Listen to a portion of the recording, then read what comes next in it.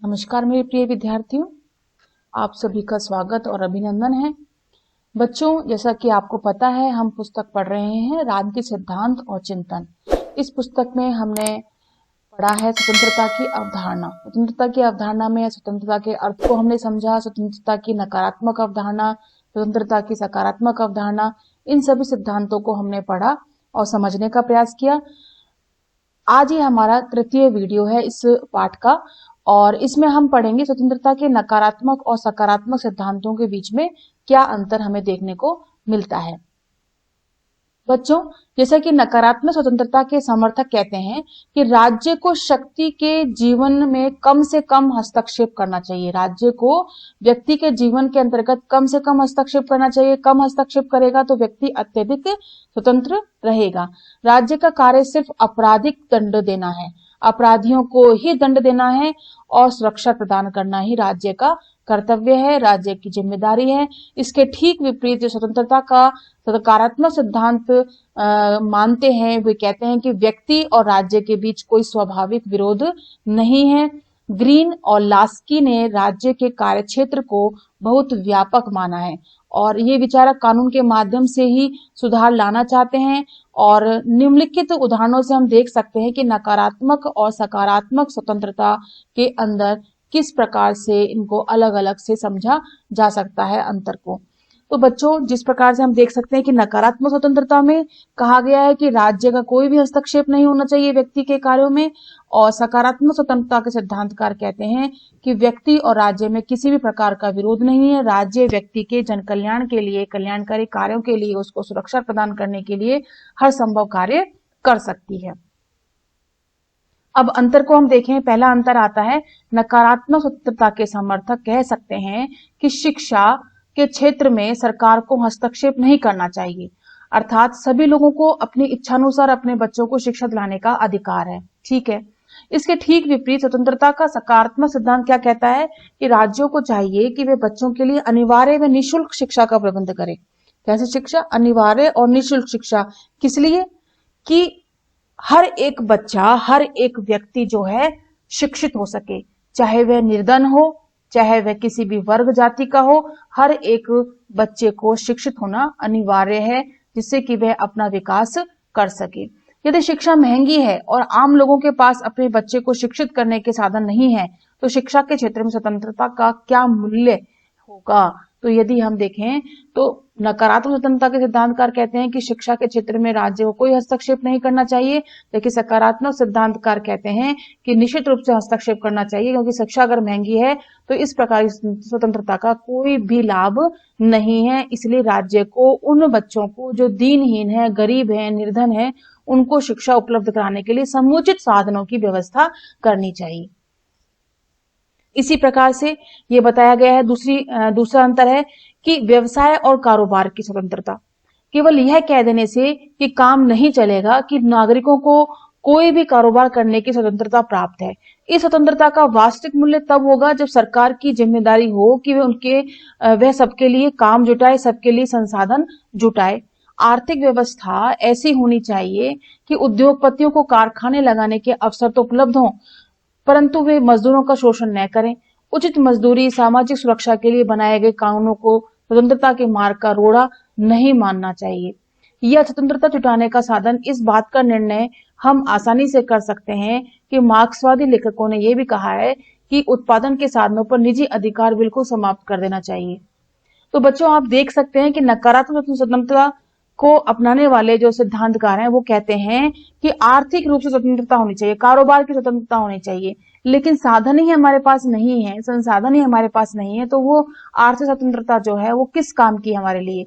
तो इसलिए सरकार का दायित्व है, मतलब सकारात्मक स्वतंत्रता को मानने वाले विचारक कहते हैं कि आर्थिक स्वतंत्रता देने के साथ साथ सरकार को उनके लिए साधन भी जुटाने आवश्यक है। उनके लिए इस प्रकार की सुविधाएं भी निश्चित करनी चाहिए जिससे कि वे अपना कारोबार विकसित कर सकें और उस कारोबार में जो मजदूर वर्ग कार्य कर रहा है तो उसको भी निश्चित दर पर उसे वेतन मिले, जिससे कि वे अपनी प्रारंभिक आवश्यकताएं जो हैं वो पूरी कर सके। तो इस प्रकार से उचित मजदूरी और सामाजिक सुरक्षा कायम रखना और उन पर कानून बनाना राज्य का कर्तव्य है, जिम्मेदारी है। इसके बाद बात आती है विचार और अभिव्यक्ति की स्वतंत्रता की, कि इसमें क्या कहा गया है कि इस बात पर बल दिया है मनुष्य को कुछ भी करने, कहने और करने की स्वतंत्रता नहीं दी जा सकती। अमेरिका में जो कू क्लक्स क्लैन है, वो एक संगठन है जो उसके सदस्यों ने काले लोगों के विरुद्ध एक गंदा प्रचार शुरू कर दिया। कौन सा संगठन? कू क्लक्स क्लैन। इस संगठन ने एक गंदा प्रचार शुरू कर दिया, किसके लिए? काले लोगों के लिए। इस प्रचार ने श्वेत लोगों को हिंसा की ओर प्रेरित किया और जिससे काले लोगों का जीवन दूभर बन गया, और ऐसी स्थिति में कू क्लक्स क्लैन के विरुद्ध कानूनी कार्रवाई करनी पड़ी। अंत में टी.एच. गिन कहते हैं कि स्वतंत्रता का अर्थ है किसी ऐसे कार्य को करने अथवा ऐसे अवसर का उपभोग करने की शक्ति जो कि करने योग्य है यानी भोग योग्य है। मतलब ऐसा कार्य करने की स्वतंत्रता होनी चाहिए व्यक्ति को जो कार्य करने योग्य है, यानी वांछनीय कार्यों को करने की आजादी होनी चाहिए, है ना। इसी प्रकार से मैकलिन कहते हैं कि नकारात्मक और सकारात्मक सिद्धांतों के बीच मेल मिलाप की बात रखी इन्होंने, और कहा कुछ बातों में हम स्वाधीन रहने चाहिए, जिसे हम स्वतंत्रता का नकारात्मक सिद्धांत कह सकते हैं, पर साथ ही यह भी जरूरी है कि कुछ अवसर या सुविधाएं हमें जुटाई जाएं, जिसे हम स्वतंत्रता का सकारात्मक सिद्धांत कह सकते हैं। मतलब सरकार को नागरिकों को स्वाधीन भी करना है, स्वतंत्र भी करना है, साथ में उसके लिए वे व्यवस्थाएं भी करनी है, वे साधन भी जुटाने हैं जिससे कि वे अपना विकास कर सकें, अवसर प्राप्त कर सकें। शिक्षा, स्वास्थ्य और शोषण से रक्षा के लिए राज्य यदि कानून बनाता है तो उससे स्वतंत्रता में कमी न होकर वृद्धि ही होगी। अगर राज्य शिक्षा के लिए, स्वास्थ्य के लिए, शोषण से बचने के लिए, उसकी रक्षा के लिए कोई कानून बनाता है, निश्चित रूप से स्वतंत्रता का हनन नहीं होगा इससे स्वतंत्रता को और वृद्धि मिलेगी और स्वतंत्रता लोगों को मिल पाएगी। स्वतंत्रता का सही अर्थ केवल प्रतिबंधों का अभाव ही नहीं है, साथ ही इन सुअवसरों का होना भी जरूरी है जिनके बिना व्यक्ति का अधिकतम विकास संभव नहीं है। अब देखिए बच्चों, ये हमने स्वतंत्रता के जो सिद्धांत हमने इसमें पढ़े थे, उसमें हमने ये पढ़ा था कि किस प्रकार से हम नकारात्मक और सकारात्मक स्वतंत्रता के सिद्धांतों में अंतर कर सकते हैं। तो हमारे लिए सबसे ज्यादा जरूरी क्या है? सकारात्मक सिद्धांत। स्वतंत्रता का सकारात्मक सिद्धांत ही हमारे लिए अधिक प्रासंगिक है। अब बात करते हैं स्वतंत्रता के विभिन्न प्रकारों की, कि अलग अलग प्रकार की कौन कौन सी स्वतंत्रताएं जो हैं व्यक्ति को नागरिक होने के लिए प्राप्त होनी चाहिए।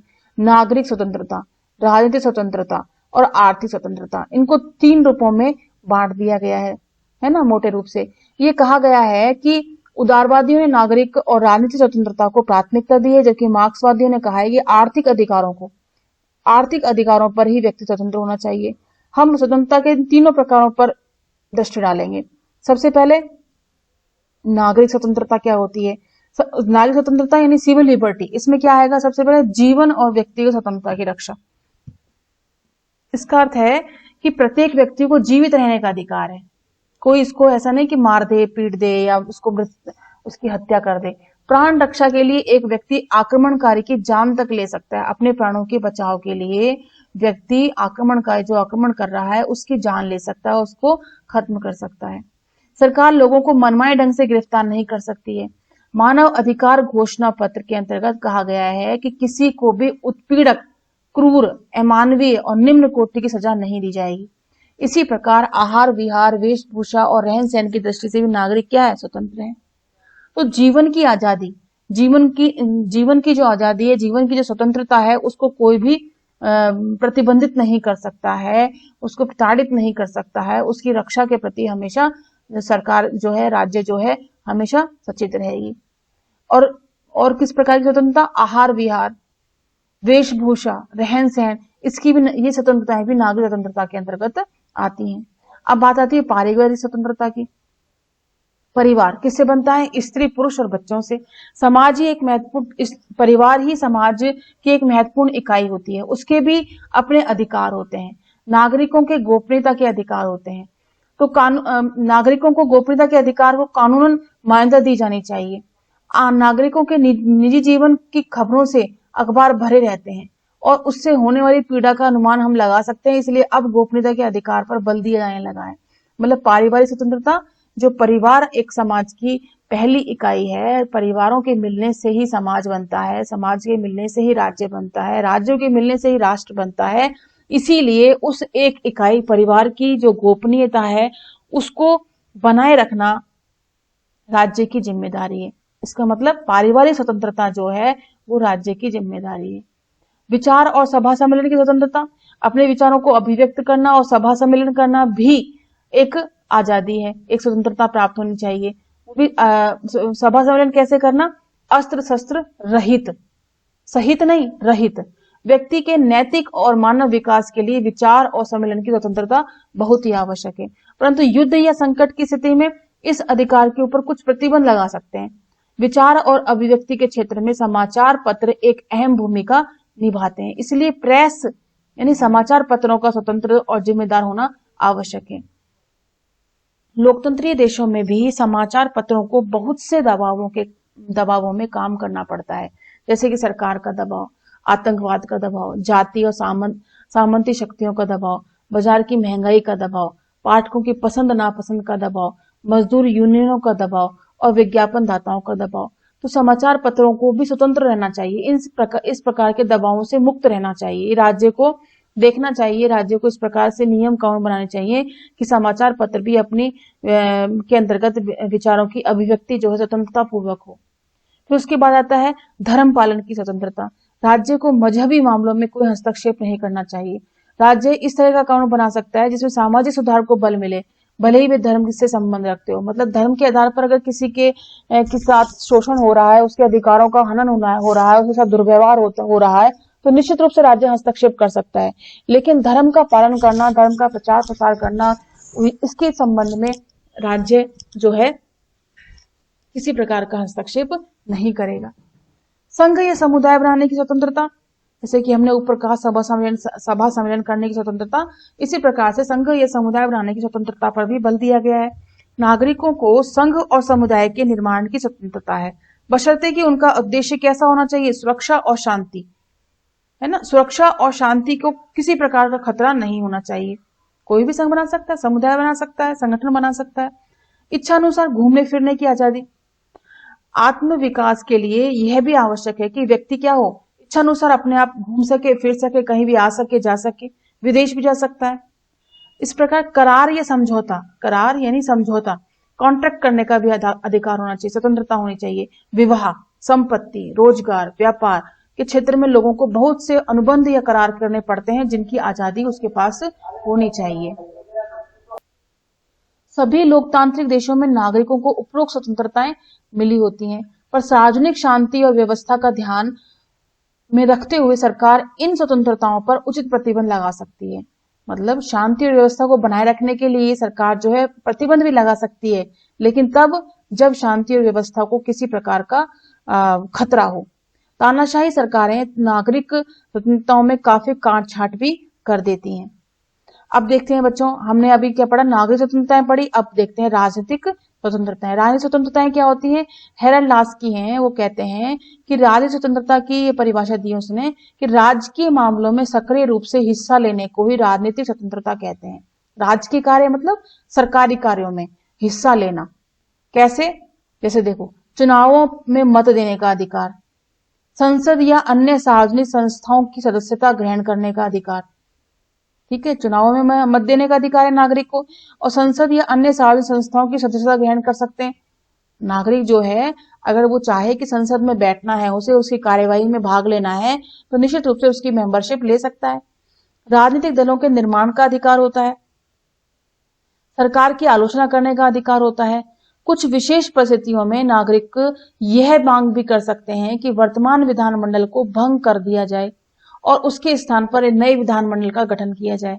मतलब सरकार की आलोचना करने का अधिकार भी है, और कुछ विशेष परिस्थितियों में यह भी कह सकते हैं कि वर्तमान विधानमंडल को भंग कर दिया जाए। मतलब अगर सरकार जो है सही प्रकार से कार्य नहीं कर रही है, तो जनता उसे क्या कर सकती है? उसे भंग कर सकती है, और नए विधानमंडल मतलब नए विधानमंडल के चुनावों के लिए, एमएलएस के लिए, एमपीस के लिए वे चुनाव की बात भी कर सकती है, दोबारा चुनाव भी करवा सकती है। तो इस प्रकार की राजनीतिक स्वतंत्रता जो है नागरिकों को प्राप्त होनी आवश्यक है। अब आती है आर्थिक स्वतंत्रता की। आर्थिक स्वतंत्रता का अंतर्गत आता है 18वीं और 19वीं सदी के व्यक्तिवादी और उदारवादी विचारकों की यह धारणा थी कि भूमि और पूंजी पर किस पर? भूमि पर और पूंजी पर निजी नियंत्रण बना रहे, पर आर्थिक क्रियाओं में राज्य हस्तक्षेप न करे। मतलब 18वीं और 19वीं शताब्दी की बात कर रहे हैं, जहां पे व्यक्तिवादी और उदारवादी क्या कहते थे? वो कहते थे कि भूमि और पूंजी पर किसका नियंत्रण बना रहे? निजी नियंत्रण, निजी व्यक्तियों का नियंत्रण बना रहे, और आर्थिक कार्यकलापों में राज्य किसी प्रकार का हस्तक्षेप नहीं करे, मतलब हस्तक्षेप नीति का समर्थन करते थे। पर उनका विश्वास था कि व्यक्ति और राज्य ये दोनों एक दूसरे के विरोधी हैं, और इसलिए मनुष्यों की स्वतंत्रता तभी सुरक्षित रह सकती है जब राज्य कम से कम कार्य करे। मतलब ये क्या कहते थे? ये कहते थे कि व्यक्ति और राज्य क्या है? आपस में विरोधी हैं, लेकिन मनुष्य की स्वतंत्रता तभी सुरक्षित रह सकती है जब राज्य कम से कम कार्य करे। राज्य कम कार्य करेगा तो मनुष्य जो है अधिक स्वतंत्र रहेगा। इसलिए आर्थिक क्रियाकलापों में राज्य का हस्तक्षेप कैसा होना चाहिए? कम से कम होना चाहिए। ऐसा माना जाता था कब? 18वीं और 19वीं सदी के व्यक्तिवादी और उदारवादी विचारकों के अंतर्गत। फिर अधिकांश उदारवादी लेखकों ने यह स्पष्ट कहा कि राज्यों को मजदूरों के कार्य करने के घंटे और उनकी मजदूरी भी निश्चित करने का कोई अधिकार नहीं है। धीरे धीरे इन विचारों की कमियां लोगों के सामने आई, मतलब इसके दुष्परिणाम जो हुए ये किसके सामने आए? ये विचारकों के सामने आए, और मार्क्सवादियों ने उदारवादियों की सभी आर्थिक दलीलों को अपना निशाना भी बना लिया। कौन सी दलीलें? जैसे कि आर्थिक क्षेत्र में क्रियाकलापों में राज्य का कोई भी हस्तक्षेप नहीं हो, मजदूर के घंटों में और मजदूर की मजदूरी में कोई भी किसी प्रकार का इंटरफेयर नहीं हो राज्य का। तो इसी पर टारगेट बना लिया मार्क्सवादियों ने कि उदारवादी ये आर्थिक जो दलीलें देते हैं वो गलत देते हैं। वास्तव में आर्थिक स्वतंत्रता के बारे में न तो व्यक्तिवादी दृष्टिकोण एकदम सही है और न ही मार्क्सवादी। सिर्फ कम्युनिस्ट व्यवस्था की स्वतंत्रता की स्थापना कर सकती है। वो ये कहते हैं मार्क्सवादी कि इस कथन में भी क्या सच्चाई है कि सिर्फ कम्युनिस्ट व्यवस्था ही स्वतंत्रता की स्थापना कर सकती है।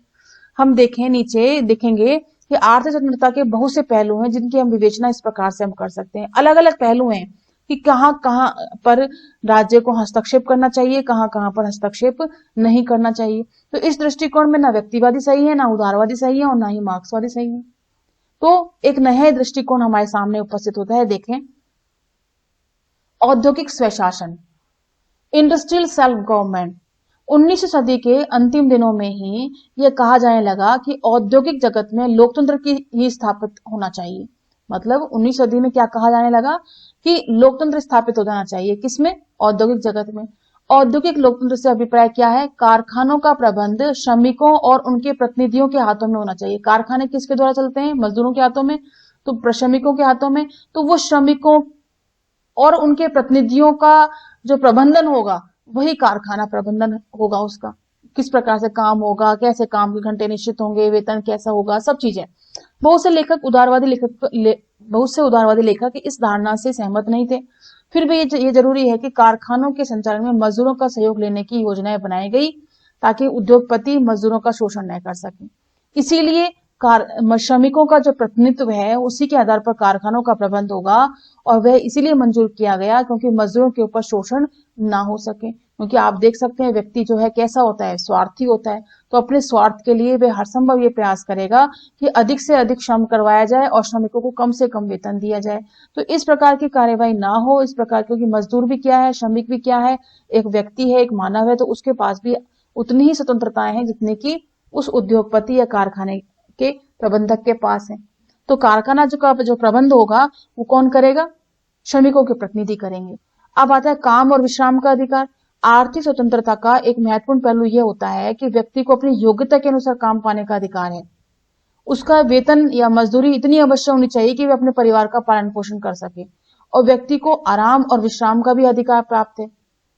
क्यों अधिकार प्राप्त है? क्योंकि उसको राजनीतिक कार्य में भी अपनी भागीदारी सुनिश्चित करने, क्योंकि उसको राजनीतिक अधिकार प्राप्त है। उसके कार्य घंटे भी निश्चित होने चाहिए। कम्युनिस्ट रूस पहला ऐसा देश था जहां नागरिकों को काम का अधिकार प्रदान किया गया। चीन का संविधान भी एक घोषणा करता है कि काम करना नागरिकों का अधिकार भी है और कर्तव्य भी है। तो व्यक्ति को अपनी योग्यता के अनुसार काम पाने का अधिकार है, तो वो विभिन्न प्रतियोगिताओं में पार्टिसिपेट करे और अपनी योग्यता का प्रदर्शन करे और काम पाए, और उसको उतना वेतन और उतनी मजदूरी उसको मिलनी आवश्यक है जिससे कि वह अपने परिवार का पालन पोषण कर सके और अपना विकास कर सके। और साथ में उसको आराम का अधिकार भी है और विश्राम का अधिकार भी है और छुट्टी का भी अधिकार है, अवकाश का जिसका कहते हैं। तो उसके लिए भी एक निश्चित समय निर्धारित किया गया है कि उसको कितने घंटे रेस्ट के लिए चाहिए। तो ये सभी चीजें जो हैं हमारे काम और विश्राम के अधिकार के अंतर्गत आती हैं, राजनीतिक अधिकारों, आर्थिक अधिकारों के अंतर्गत आती हैं। और काम करने का अधिकार जो है सबसे पहले रूस में और फिर चीन में भी प्रदान किया गया, इसका भी आप ध्यान रखें। इसके बाद बात है संपत्ति अर्जित करने का और उसे जमा करने और खर्च करने का अधिकार। संपत्ति को अर्जित करना है ना, और उसे जमा करना और उसे खर्च करना, ये भी हमारे पास अधिकार होने चाहिए। आर्थिक स्वतंत्रता का यह अभिप्राय है कि नागरिकों को संपत्ति अर्जित करने और उसे खर्च करने की पूरी स्वतंत्रता होनी चाहिए। वो कैसे भी खर्च करे, किसी भी चीज में खर्च करे, सार्वजनिक भलाई को ध्यान में रखते हुए इस स्वतंत्रता पर उचित प्रतिबंध भी लगाए गए हैं। कैसे? जैसे कि इस प्रकार का कोई कानून बनाया जा सकता है कि कोई व्यक्ति अधिक से अधिक कितनी शहरी संपत्ति या कृषि भूमि रख सकता है। तो एक लिमिटेशन पे, इसीलिए लिमिटेशन पे संपत्ति अर्जित कर सकता है, क्योंकि हर एक व्यक्ति को संपत्ति रखने का अधिकार है, अर्जित करने का अधिकार है। तो एक उसकी निश्चित संख्या, निश्चित मात्रा होनी चाहिए, निश्चित अनुपात होना चाहिए, तभी वह रख सकता है। और अतिरिक्त होगा तो फिर टैक्स के रूप में उसे चुकाना पड़ेगा, जमा कराना पड़ेगा। अब बात देखें चौथी स्वतंत्रता की बात, जिसे हम जातीय या राष्ट्रीय स्वतंत्रता भी कहते हैं। हॉबोस ने जिन स्वतंत्रताओं का उल्लेख किया है उनमें जातीय और राष्ट्रीय स्वतंत्रता का भी उल्लेख होता है, उसका बड़ा महत्व है। और इसका अभिप्राय यह है कि प्रत्येक राष्ट्र को स्वय शासन का अधिकार है, मतलब अपने शासन का अधिकार है, अपने द्वारा चयनित शासन का अधिकार है। कोई भी राष्ट्र किसी अन्य राष्ट्र को गुलाम नहीं बना सकता है। और स्वतंत्रता का सिद्धांत राष्ट्र की स्वतंत्रता व समानता का समर्थन करता है और युद्ध और साम्राज्यवाद का विरोध करता है। और प्रथम महायुद्ध 1914 और 18 के मध्य हुआ। उसके बाद राष्ट्रीयता की भावना संसार के कोने कोने में फैल गई और एशिया अफ्रीका के अधिकांश देश स्वतंत्र हो चुके थे। और 1990 में एक लंबे संघर्ष के बाद नामीबिया को भी आजादी मिल गई।